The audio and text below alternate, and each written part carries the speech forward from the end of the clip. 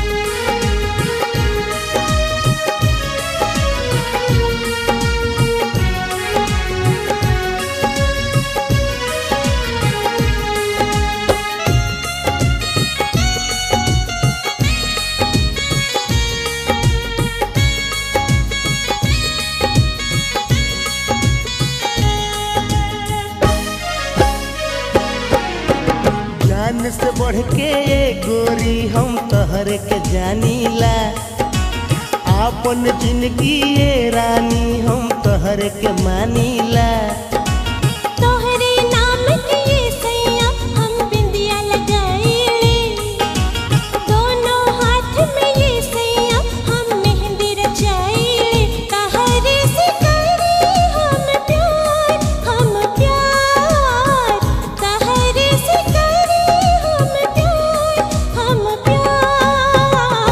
बजौलू पायल हो गई निघायल हो, बजौलू पायल हो गई निघायल हो। का कही कैसे रानी गिरौलू बिजुरिया, रात दिन करीले इंतजार इंतजार, रात दिन करीले इंतजार इंतजार।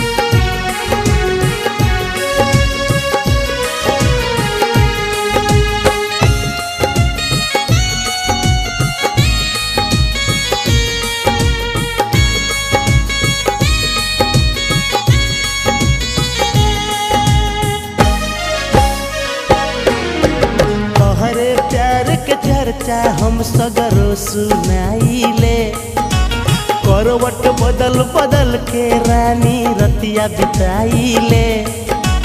तोहरे फोटो लेके राजा सुती सुहानी में, उनके रूप की पूजा करे चढ़ाई जवानी में। रानी हुई राजा के प्यार हाँ प्यार, रानी हुई राजा के प्यार हाँ प्यार। रहीले पागल हो प्रीत तो से लागल हो, रहीले पागल हो प्रीत तो से लागल हो। तहरे ला पेन्ही हम लहंगा चुनरिया, तहरे ला करी हम सिंगार तहरे ला करी हम सिंगार हो। आ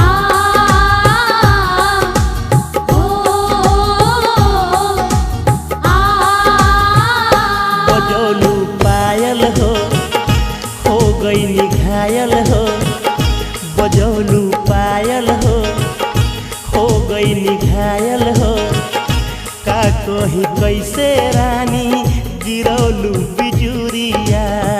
रात दिन करीले इंतजार इंतजार, रात दिन करीले